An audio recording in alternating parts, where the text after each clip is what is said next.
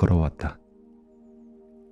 수행은 멀리 있는 것이 아니라 지금 이 순간 우리 안에 있다라는 깨달음을 바탕으로 집착과 옷이 아니라 도를 입다. 50살을 훌쩍 넘긴 지금도 수행은 여전히 쉽지 않다. 세월이 흘러 나이를 먹었다고 해서 마음의 평온이 저절로 찾아오는 것은 아니다. 어린 시절 첫 수행의 기억이 떠오른다. 그때는 홀로 수행을 해내는 것도 버거웠지만 수행자를 어떻게 바라봐야 하는지조차 알지 못했던 미숙함이 있었다. 그 시절을 회상하면 내 마음은 다시 그 먼 곳으로 생생하게 날아간다. 불교를 공부하려면 수행을 함께 해야만 한다라는 아버지의 권유로 나는 미얀마로 향하게 된다. 미얀마 수도 양곤의 마하시 명상센터에서 지낸 지 한 달이 넘어갔다. 출국 이후 한국 소식은 접하지 못했다. 핸드폰도 인터넷도 없던 때라 한국에 가는 인편에 부탁해 부모님에게 명상센터로 전화를 해달라고 했다. 수행자들이 숙소로 돌아간 시간, 어둠이 내린 사무실에 홀로 앉아 전화벨이 울리기를 애타게 기다렸다. 따르릉 따르릉 그토록 기다리던 전화벨이 울렸다. 긴장과 설렘에 수화기를 들었다. 여보세요? 아버지의 음성이었다. 한 달여 만에 하게 된 가족과의 대화, 그리웠던 목소리에 서둘러 대답했다. 여보세요? 네, 저예요. 대답이 끝나자마자 아버지는 신중한 목소리로 나에게 물었다. 개는 받았니? 스님이 되었냐는 물음이었다. 예, 받았어요. 지금 가사를 입고 있어요. 한국에 가는 인편에 편지를 보내고 편지 안에 날짜와 시간을 적어 어렵게 연결된 통화였다. 그럼에도 불구하고 아버지는 비구계를 받아 스님이 되었는지를 먼저 물었다. 그리고 말을 이었다. 스님, 건강하시지요? 예? 아, 네. 아버지는 줄곧 존댓말로 나를 대했다. 정말 하고 싶은 말이 많았는데 아버지에게서 처음 듣는 존댓말이 당혹스러워 대답 이외에는 어떤 말도 할 수가 없었다. 곧이어 어머니가 수화기를 건네받았고 또한 존댓말로 안부를 물었다. 하고 싶던 많은 말이 어디로 사라졌는지 입 밖으로 꺼낼 수가 없었다. 스님, 한국은 잊고 정진하세요. 아, 예. 사무실에서 숙소로 돌아가는 발걸음이 무거웠다. 어두운 길을 걸으며 세상에 혼자만 남겨진 기분이었다. 하지만 서운함도 잠시 곧 부모님의 의도를 파악할 수 있었다. 부모님은 내가 한국에 남겨둔 세상에 대한 미련을 버리고 수행에 전념해야 한다는 사실을 일깨워 주었던 것이다. 나에게 수행처를 떠나 그리워하거나 의지할 곳은 없었다. 이곳은 내가 수행에 전념할 수 있는 최적의 장소였다. 아침 9시가 되면 좌설을 마치고 아침 식사를 위해 공양간까지 행설을 한다. 오른발이 바닥에 닿으면 오른발이라고 알아차리고 왼발이 바닥에 닿으면 왼발이라고 알아차리며 걷는다. 아직은 어둠이 내려앉은 길을 희미한 가로등 불빛에 의지해 걷고 있었다. 그런데 걸을 때마다 뭔가 이상했다. 내가 걸어가면 반대편에 오는 사람들이 멀찍이 떨어져 있음에도 불구하고 발길을 멈추는 것이다. 내가 지나가서야 그들은 다시 걷기 시작했다. 멀리 있든 가까이 있든 남자든 여자든 한 명이든 여러 명이든 반대편에서 오는 사람들이 모두 발걸음을 멈추었다. 특이하게도 아침 공양을 가는 길에만 그랬다. 혹시 내가 모르는 규칙이 있는 것은 아닐까 하는 마음에 스님에게 물어보았다. 스님, 제가 아침에 길을 걸어가면 사람들이 멈추어 섭니다. 그 이유가 무엇일까요? 스님은 미소를 머금으며 말해 주었다. 내일 아침에는 너의 그림자를 살펴보거라. 일반 수행자들은 가로등 불빛에 길게 드리워진 내 그림자를 밟지 않기 위해 멈춰서 기다린 것이다. 아니, 내가 아니라 가사를 입은 스님의 그림자를 밟지 않기 위해 멈춰섰다. 가사는 승가의 상징이다. 수행자에 대한 존경은 수행의 첫걸음과 똑같다. 그들은 그림자를 밟지 않으며 말없이 수행자를 지지해주고 있었다. 나는 수행자의 역할과 책임의 무게를 조금씩 알아갔다. 가사를 입는 것은 단순히 옷을 갈아입는 것이 아니라 나의 존재 자체가 불법을 상징하게 된 것이다. 부모님의 존댓말과 미얀마 사람들의 존경의 표현은 나에게 큰 가르침이 되었다. 그들은 수행자가 지녀야 할 마음가짐과 태도를 일깨워 주었고, 내가 가야 할 길을 더욱 분명히 보여주었다.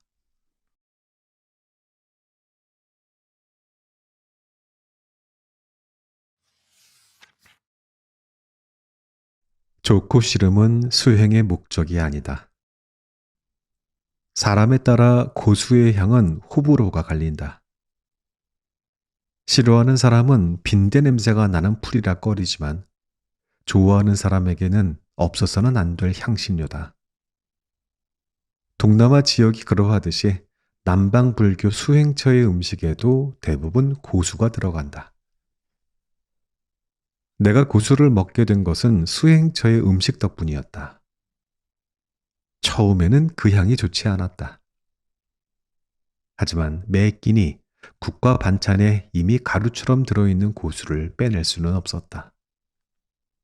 이렇게 매일매일 먹다 보니 어느새 적응이 되어 이제 고수 없는 쌀국수는 허전하다.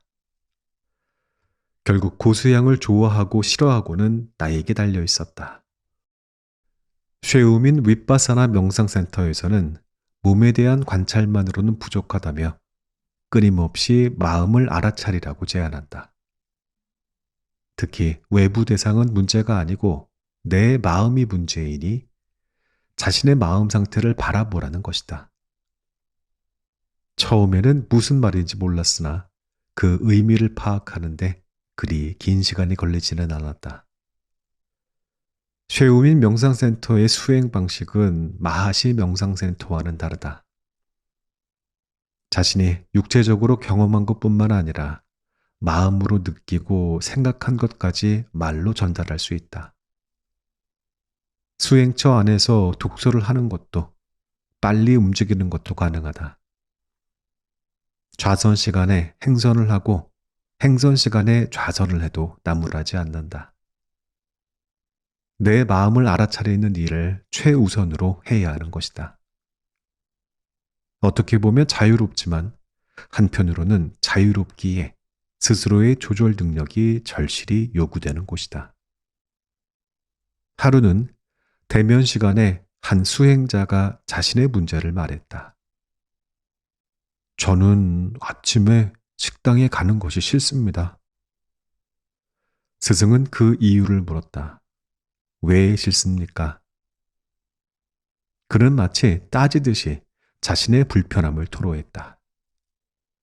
식당에 들어갈 때 나는 냄새가 역겨워서 식욕이 떨어집니다. 사실 나는 이 수행자의 불편함을 조금이나마 공감할 수 있었다. 식당 주변에서는 간혹 오래된 누린내와 고수향이 어우러져 불쾌한 냄새를 풍길 때가 있었다. 아마도 이 수행자는 이러한 냄새를 없애달라고 스승에게 청하는 것이리라. 아, 그렇군요. 그런데 어떤 사람은 식당에 들어갈 때 그 냄새 맡고 식욕이 일어납니다. 냄새의 문제는 아닌 것 같네요. 스승의 대답에 수행자는 아무런 말도 할 수 없었다. 나 역시 머리를 한 대 맞은 듯 했다. 우리는 어떤 문제가 생겼을 때 그 원인을 외부 대상으로 삼는다. 어떤 사람이 싫어지면 그 사람이 나쁜 사람이기 때문이고, 어떤 사람이 좋아지면 그 사람이 좋은 사람이기 때문이다. 그렇다면 내가 싫어하는 사람을 모두가 싫어할까? 또는 내가 좋아하는 사람을 모두가 좋아할까? 꼭 그렇지는 않다. 내가 불쾌하게 생각하는 사람이 누군가에게는 호감일 수 있고, 내가 좋다고 생각한 사람이 누군가에게는 불쾌한 사람일 수 있다. 결국 좋고 싫음의 근원지는 그 대상이 아니라는 것이다. 나는 그 사람이 왜 싫을까?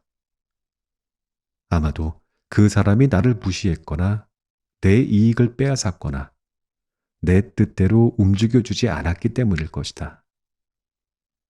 만약 그 사람이 나의 말을 잘 듣고 내가 원하는 대로 해주는 사람이라면 싫을 리가 없다. 그 사람을 통제하고 싶었던 것이다. 상대가 내 뜻대로 움직여주지 않자 불편한 감정이 들고 내가 노력해도 변하지 않는 모습에 싫어진 것이다. 때로는 나의 노력으로 상대가 바뀐 것처럼 보이기도 하지만 결국 그 변화는 상대가 스스로 마음 먹고 움직였기에 일어난 것이다. 내가 드린 공에 비해 그 결과가 한없이 초라하다. 어쩌면 처음부터 불가능한 일을 내가 붙잡고 있었는지 모른다. 그렇다면 그 정성을 나에게 쏟으면 어떨까? 내 뜻대로 될 리 없는 외부 대상을 바꾸려 하기보다 상대적으로 수월한 내 마음을 다스려 보는 것이 어떨까? 지금 내 마음이 어떤지 살펴보고 마음을 다스리기 위해 애써 보는 것 또한 하나의 수행이다. 식당에 들어가기 싫어하는 마음이 일어났구나. 저 사람을 보니 분노가 일어났구나. 싫어하는 냄새나 싫어하는 사람을 해결하려는 것은 쉽지 않다. 하지만 싫어하는 마음을 알고 다스리는 것은 상대적으로 수월하다. 다루기 어려운 외적 대상을 잡고 마음 쓰기보다 다루기 쉬운 내 안의 대상에 마음을 두는 것이 한결 수월하다. 다시 말해, 바깥에 머무르는 대상을 바라보고 판단하는 것이 아니라 내부에서 일어나는 마음을 알아차리는 것이 중요하다.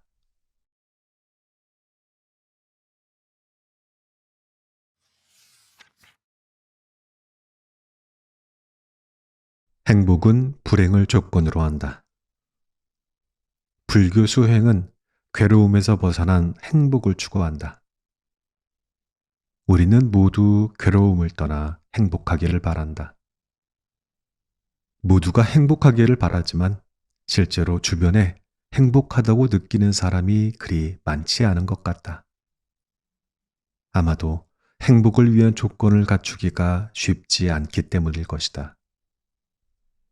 행복의 조건을 갖추려면 먼저 내 몸과 마음이 행복해야 한다.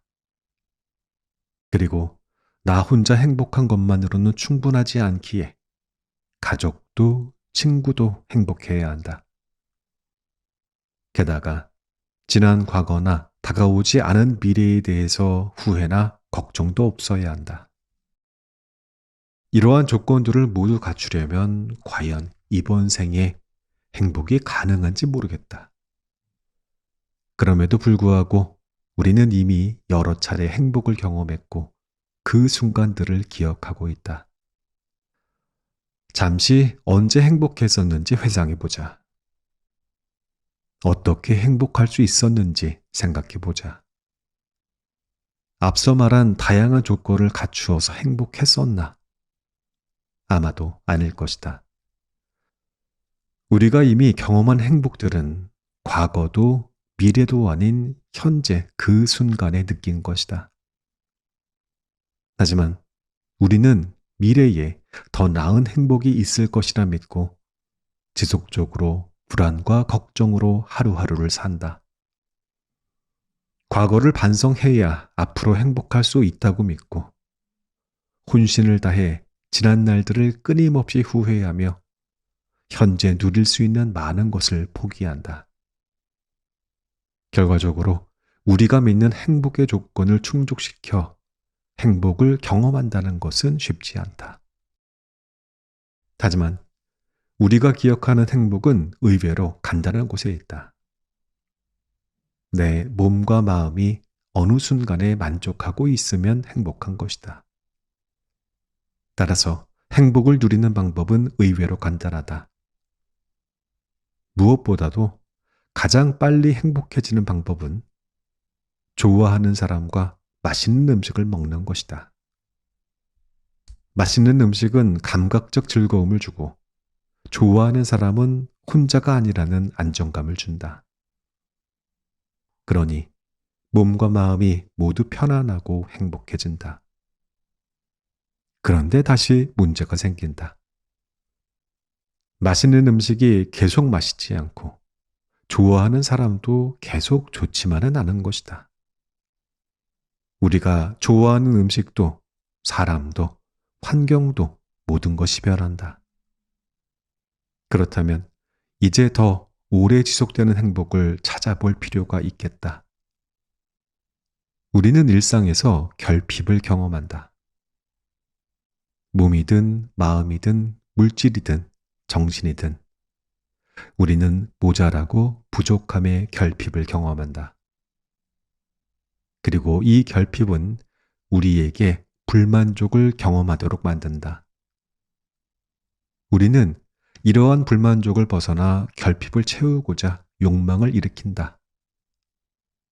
누군가는 이 욕망을 의욕이라 부르기도 하고 갈망이라고 부르기도 한다. 긍정적으로 부르든 부정적으로 부르든 이와 같은 노력과 집착의 과정을 통해 욕망이 충족되면 쾌감이나 만족감이 일어나며 이것을 다시 행복이라고 부른다. 배가 고프다. 맛있는 자장면이 먹고 싶다. 유명한 중식당에 가 줄을 서서 기다렸다가 자장면을 입에 넣는다. 그 순간 욕망이 해결되면서 행복해진다. 감각적으로 맛을 즐기고 정신적으로 만족감을 느낀다. 드디어 결핍이 충족되었다. 행복하다.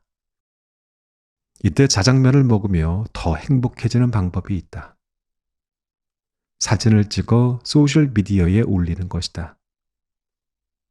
노골적으로 표현하면 다른 사람은 못 먹고 나만 먹는 일이 더 행복하다. 물론 여기서 다른 사람은 함께 와서 먹고 싶은 좋아하는 사람을 말하는 것이 아니다.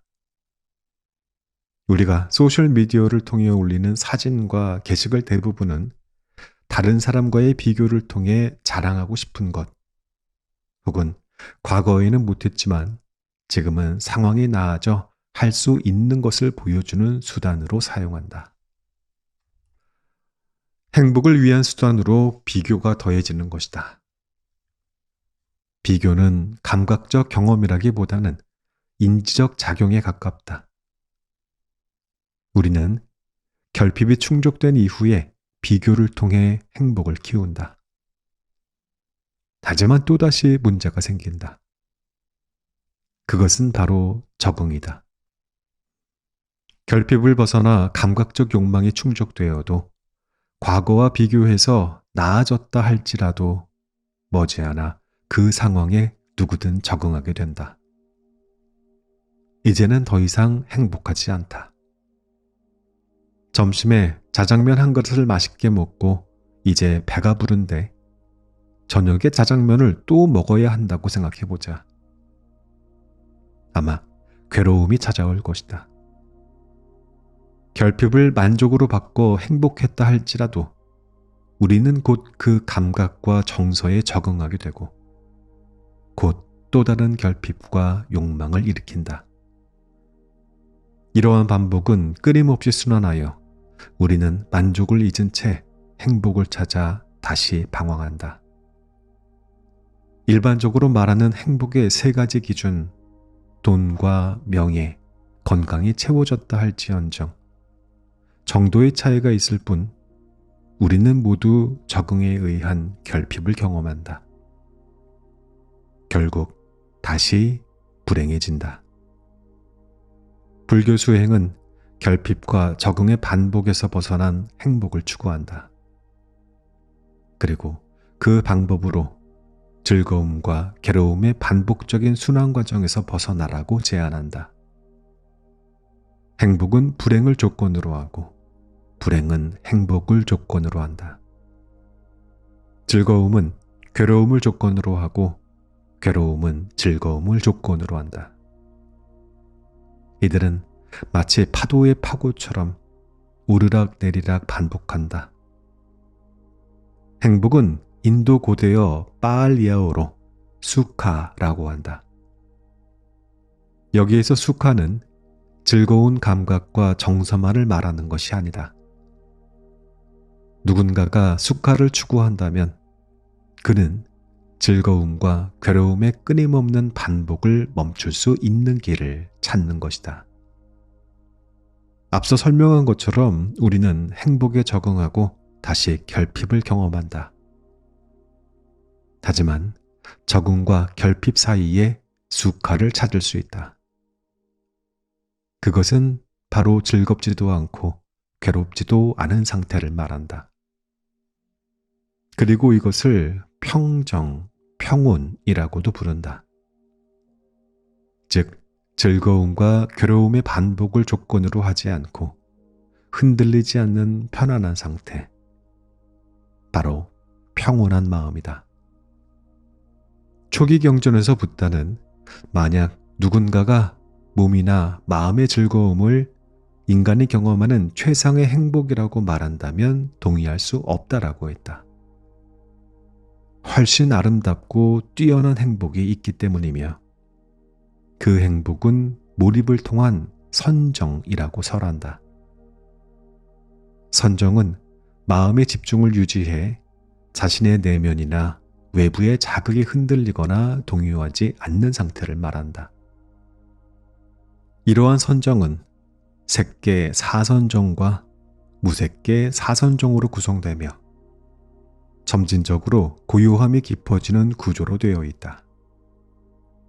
붓다는 선장의 성장과 더불어 행복, 즉 수카도 더욱 성장하고 있음을 설명한다.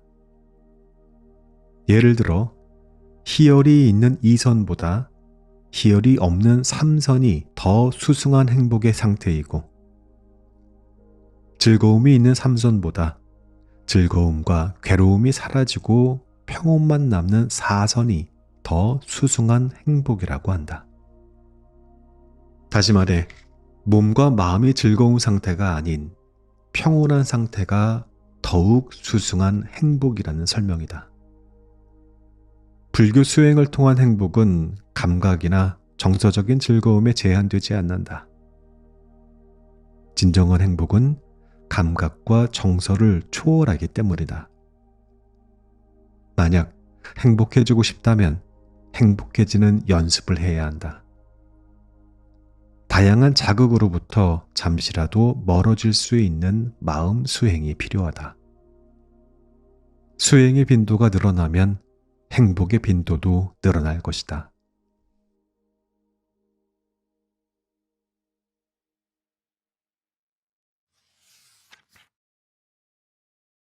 두 번째 화살을 알아차려라.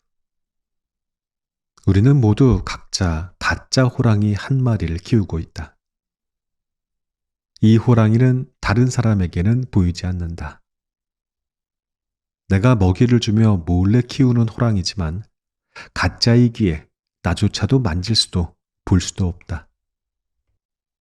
그럼에도 불구하고 이 호랑이는 무엇보다도 무섭다.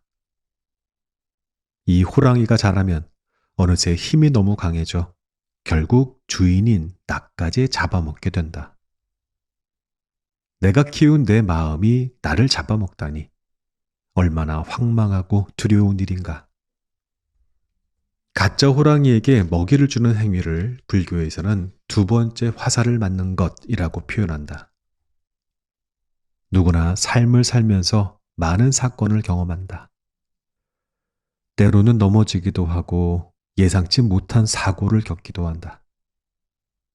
예측하기 어려울 정도로 많은 일을 경험하며 슬픔과 괴로움을 맞이한다.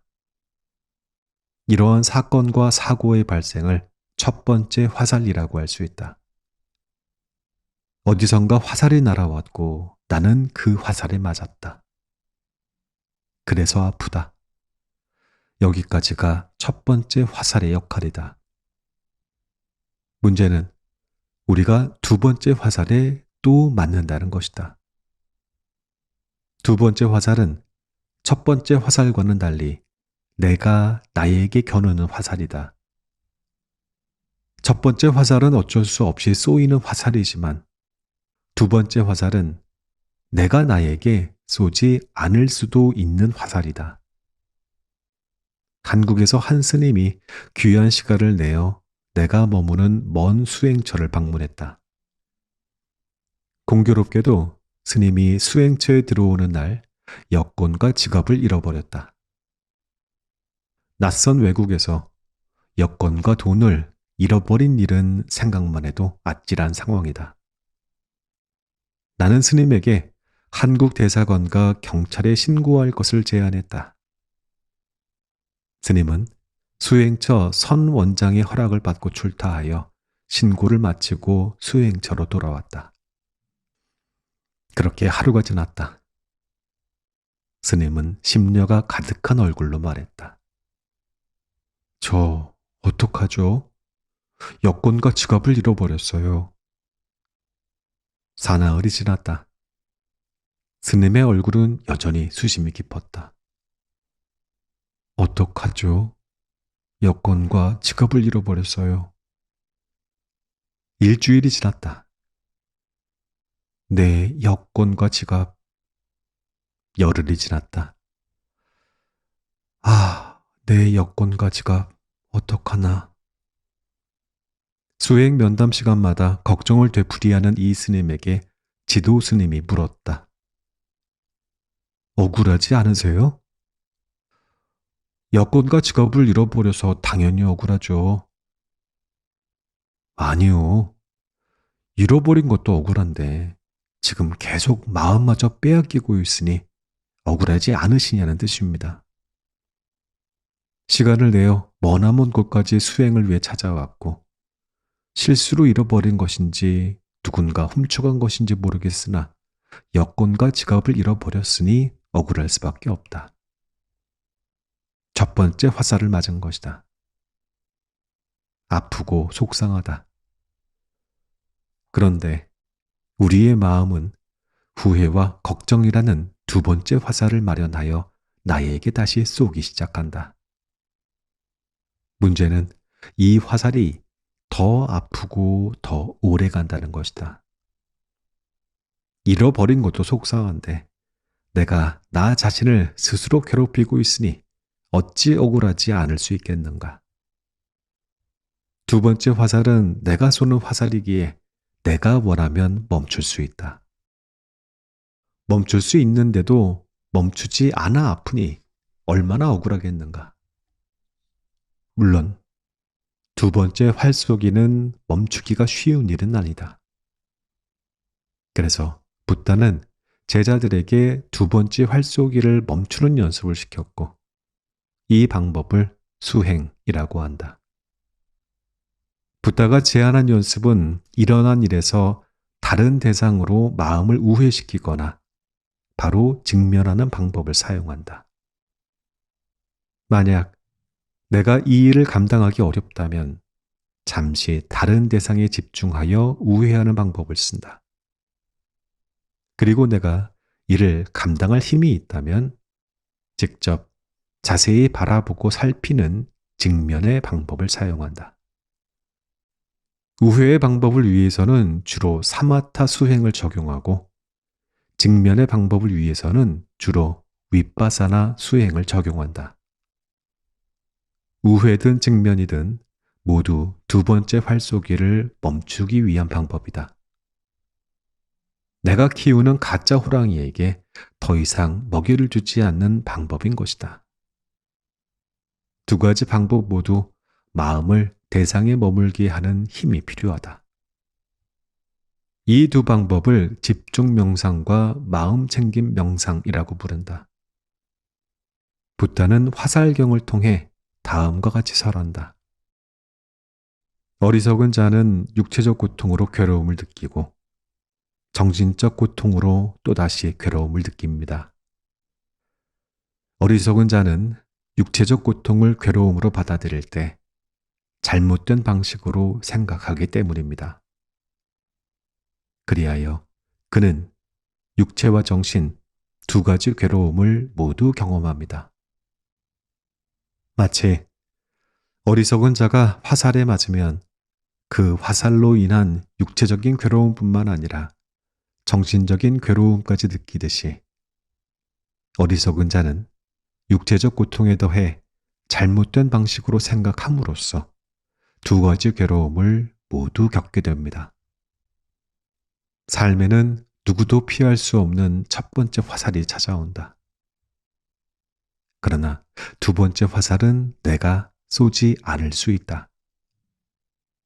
내 안에 자라나는 가짜 호랑이를 조용히 바라보고 알아차릴 때 마음의 평온이 찾아온다.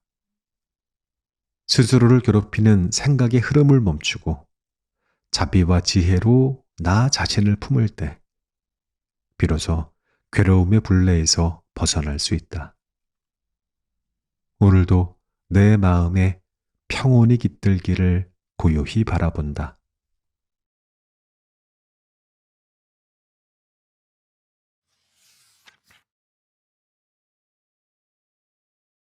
명상에 관한 강의를 하는 중에 자주 듣는 질문이 있다.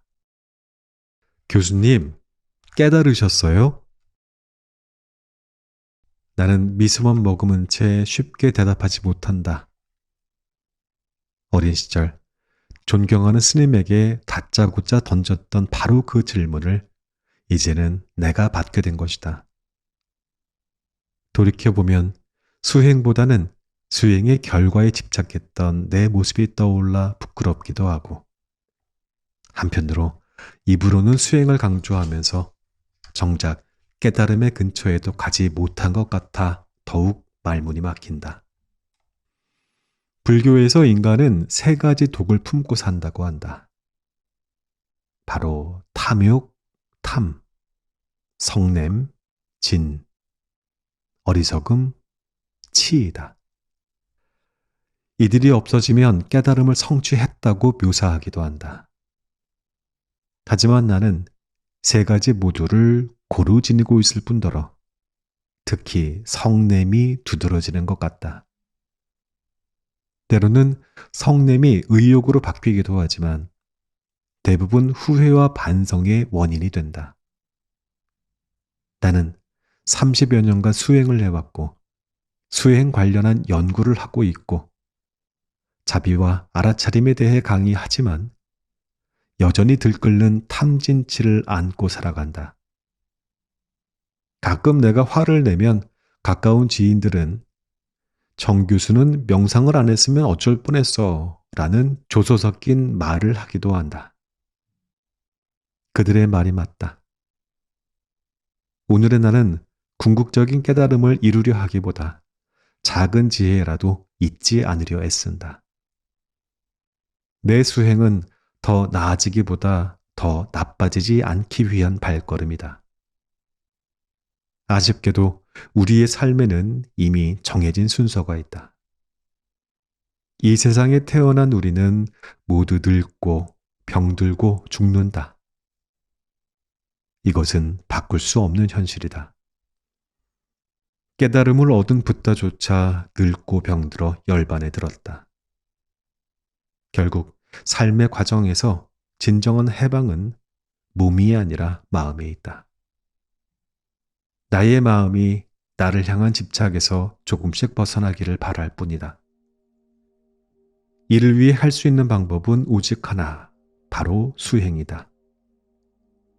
이 길 외에는 달리 벗어날 방도가 없다는 사실을 알았으며 내가 수행을 지속할 수밖에 없는 이유이기도 하다. 불만족의 굴레에서 벗어나고자 하는 자에게는 선택의 여지가 없다. 나는 아침마다 어머니를 모시고 집 앞 목감천 주변을 걷는다. 처음에는 손을 잡고 걸었지만 어머니는 이제 기력이 달리는지 나의 한 팔을 잡고 걸으신다. 때로는 숨이 차서 잠시 쉬었다 걷기도 한다. 점점 산책하는 거리도 줄어들고 걸음도 늦어지지만 날씨가 허락하는 한 꾸준히 걸으려 한다. 어머니는 마치 깨달음을 얻기 전에 붓다에게 유미죽을 올린 수자타처럼 아버지라는 수행자를 위해 헌신하셨다.